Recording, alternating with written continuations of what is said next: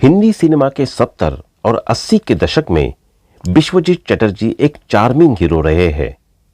साल 1936 में 14 दिसंबर को जन्मे विश्वजीत चटर्जी का आज 88वां जन्मदिन है। दिग्गज अभिनेता ने राज कपूर के साथ अपना जन्मदिन शेयर करते हैं।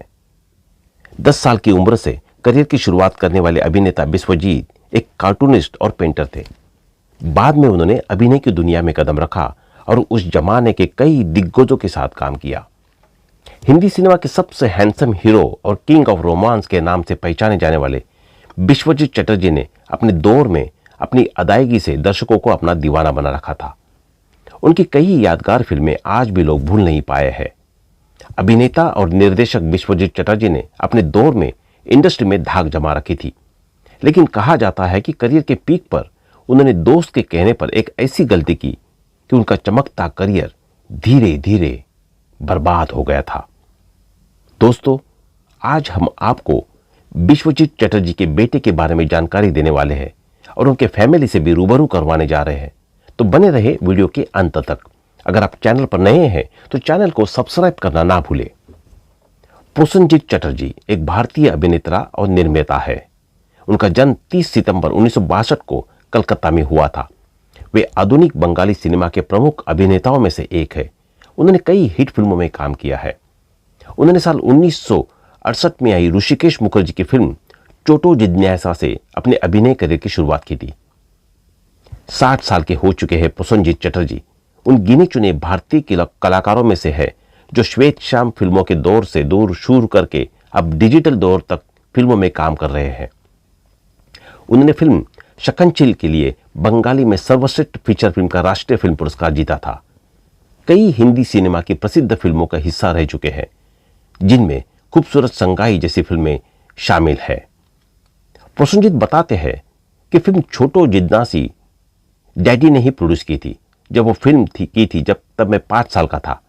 उस समय की ऐसी कोई बात तो याद नहीं है जो सुना सकूं, लेकिन अपने बुजुर्गों से सुनता हूं कि क्या हुआ था। इस फिल्म की शूटिंग के दौरान मैं बहुत ही मस्ती किया करता था और लोगों को कहता था चलो चलो शूटिंग खेलते हैं। इस फिल्म के बाद डैडी के साथ कभी स्क्रीन शेयर करने का मौका नहीं मिला। डैडी अब भी स्वस्थ है और मौका मिला तो उनके साथ फिर से जरूर काम चाहूंगा।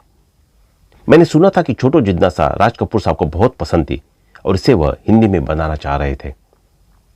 ऋषिदा का मैं बचपन से बहुत बड़ा प्रशंसक रहा हूं। उनकी सारी फिल्में देखी है। छोटी जिज्ञासा इस फिल्म के बाद उसने कई बार मिलना हुआ। मुझे याद है छोटो जिज्ञासा की शूटिंग के दौरान उनके पैर में चोट लगी थी, लेकिन दर्द को नजरअंदाज करने के वो अपने काम में बिजी करते थे।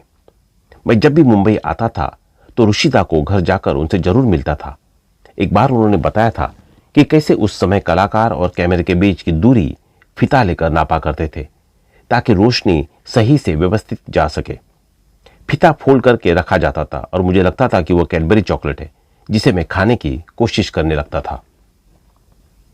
जब मैंने विमल दा की फिल्म दूती पाटा की थी तब मैं 17-18 साल का था। उस समय मैं थिएटर करता था। ज्यादातर नाटक पारिवारिक होते थे।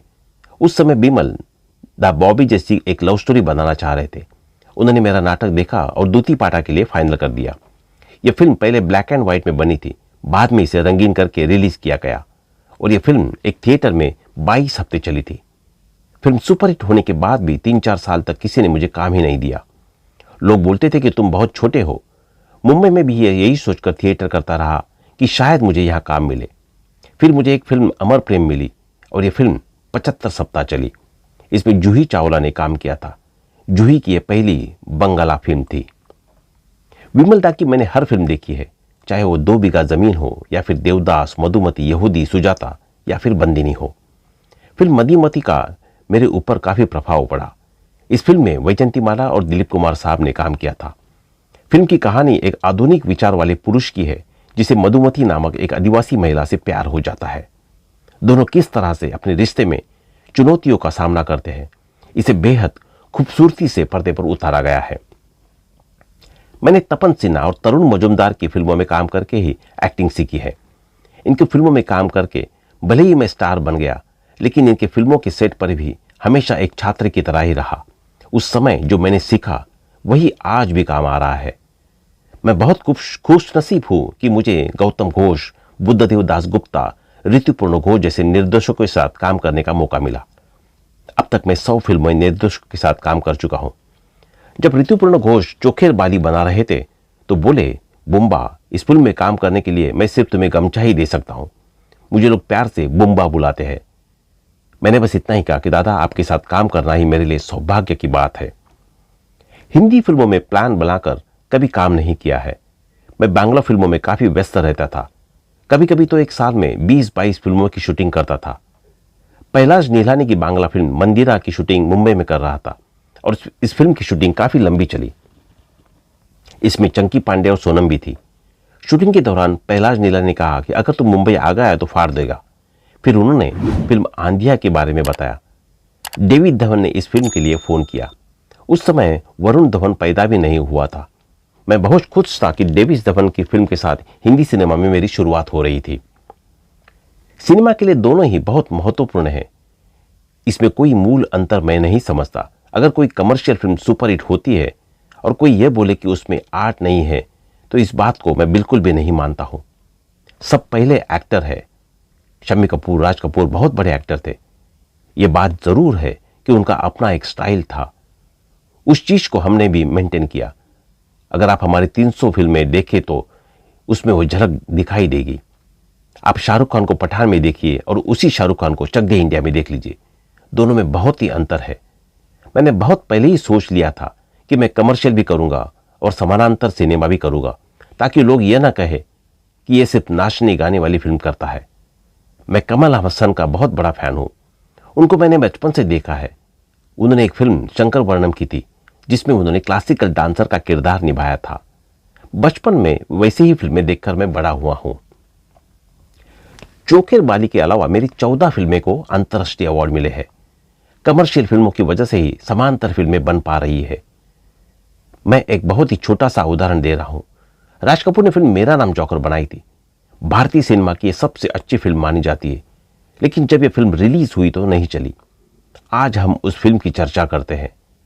आर्ट को आप बॉक्स ऑफिस पर नहीं बांध सकते। इस फिल्म में ऐश्वर्या के साथ काम करना यादगार है।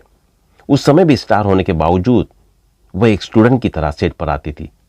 चोखेर बाली में बिना मेकअप काम किया है उन्होंने, फिर भी इतनी सुंदर दिखी कि आदमी देखकर पागल हो जाए। प्रोसेनजीत चटर्जी की पत्नी का नाम है अर्पिता चटर्जी, अर्पणा गुहा ठाकुरता और देबश्री रॉय। अर्पिता चटर्जी से उनकी शादी साल 2002 में हुई थी। प्रोसेनजीत चटर्जी के बेटे का नाम त्रिशनजीत चटर्जी है।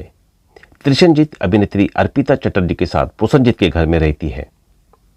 अपर्णा गुहा ठाकुरता और प्रोसेनजीत चटर्जी की एक बेटी है जिनका नाम प्रेरणा चटर्जी है।